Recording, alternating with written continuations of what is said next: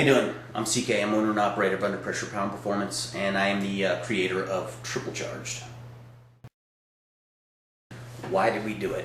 We get asked that question a lot. Predominantly it was a science project. Everybody always asks, what if? What if you turboed it and supercharged it? We've never had an answer for it, and I don't think a whole lot of people legitimately do have an answer for it. So we decided to find out. As far as the expectations on it, we kind of had a hypothesis on it that this thing was going to actually make less power. The laws of physics say that it takes energy to spin the supercharger. We just didn't know how much less power it was going to make, or what the effects on the spooling characteristics of it would be. Maybe it'd make more power down bottom and less power up top. We weren't really sure, and that was why we were so adamant about doing it. The design behind it. Well, obviously a supercharger is a pump, an engine's a pump, a turbo is a pump. They're all pumps. The reason that turbochargers work is because it's a larger pump, or it can pump more air than what the engine can handle, thus creating boost. That being said, the largest pump has to be the first in the system. In this case, it was the turbos. They flow more air than the supercharger, which flows more air than the engine itself.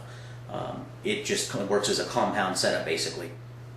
So the way it basically is structured is the turbos feed the supercharger compounds whatever the turbos have compressed. Say they've already compressed it to 5 or 10 pounds of boost, that compresses it further and then turns it into 25, 30 pounds of boost, whatever we really set it at. The pulley size, to give you an example or an idea that we have on there, it creates 10 pounds of boost with the supercharger alone. So that's roughly 0.8 bar, 0.7 bar, something like that. So it's multiplying it by 70%. What the result in this is that the turbos, though the engine's seeing 20 pounds of boost, the turbos only see 15 pounds of boost. So they run in the efficiency range as if they were only pushing 15 pounds of boost, yet flowing the same amount of airflow. Now, the initial build that we did on it, we actually ran it from the turbos to the intercooler, from the intercooler to the supercharger, and then dumped the supercharger right in. There's a lot of the 3000 supercharger setups are where they sit right on top of the manifold. What we saw with this was we were getting 260 degree intake air temps when it was idling. When we would actually go under load and step on it, the intake air temp would get so hot it would melt the sensor and just go off the scale. So we ended up revising it to where it went from the turbos to the supercharger, back through the intercooler, and then back up through the intake. Because of this, we had to completely redesign and do a one-off custom intake manifold that actually faces the opposite direction. We had to do custom mounts for the supercharger itself, or where it sits, and we had to, of course, do all of the intercooler plus plumbing and that.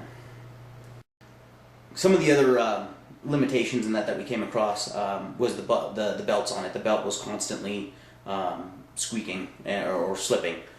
Because of this, we ended up switching it from a 4-rib belt to a 6-rib belt, and then from a 6-rib belt to an 8-rib belt. We had to keep switching around.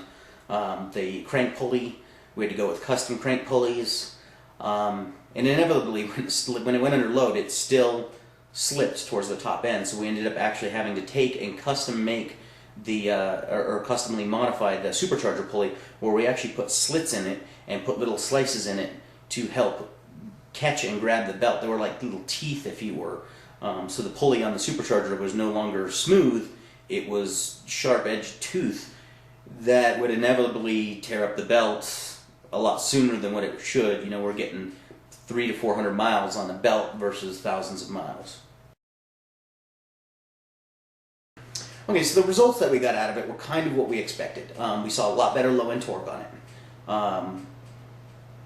And after 4,000 RPM, we would lose power. So is this thing really practical? No.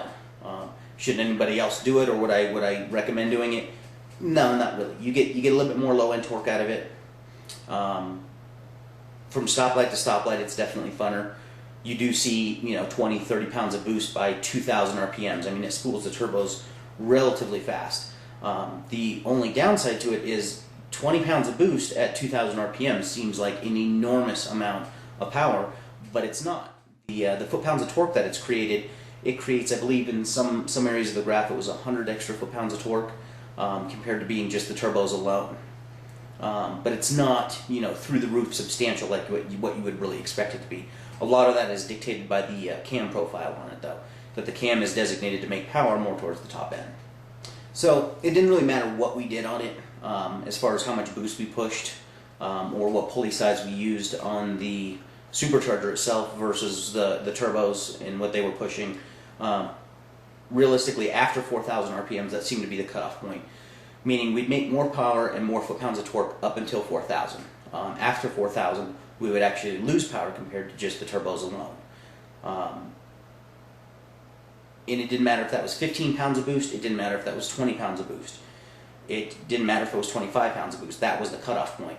And I think that's because that's where the mass of the supercharger that you actually have to spin, once you start spinning it at 4,000 RPMs, plus the calculated ratio of the pulleys from one to another, you know, you're end up spinning that thing at, you know, 12, 16,000 RPM. It takes a lot of energy and a lot of power away from the engine to be able to do that. We did some other comparisons on this. We wanted to see what the real world results were. Well, obviously we compared it to supercharger, we compared the triple charge, and we compared it to just twin turbo. Triple charge makes more power up top than the supercharger. So if you're supercharged, adding twin turbos would inevitably make more power, especially on the top end. However, taking the supercharger off and doing just twin turbos would net you more power overall. The twin turbos, you'll lose a little bit on the bottom end, but you make it up on the top end, and you make it up substantially more on the top end because the turbos become so much more efficient. But by far the best that we saw out of it was a combination of turbos and nitrous. Now, we only sprayed nitrous for a split second. It started at 2,500 RPMs. You can see that on the nitrous dyno sheet where it goes vertical at 2,500. All we're spraying is a 75 shot. But there's some areas of the graph where there's, you know, 300-400 foot-pounds of torque difference on it. Everything on it was better. It was better low-end torque than the turbo with the supercharger. Because of it had so much of a peak in the torque, there was actually a little carryover effect where we actually saw better top end and better power even after the nitrous was shut off. So I think as an end result, if you're really looking for that low-end power, and by far the best setup on it is going to be or a turbo car with nitrous.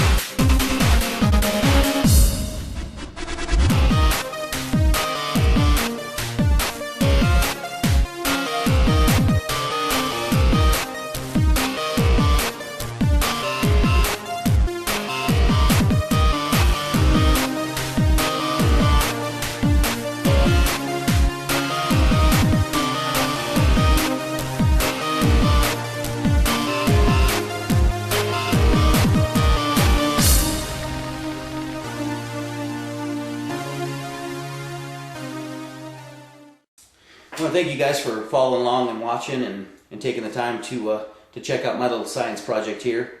If you have any questions, please post them in the comment section below, and I will do my best to answer them for you. And don't forget to check us out, www.uppcos.com.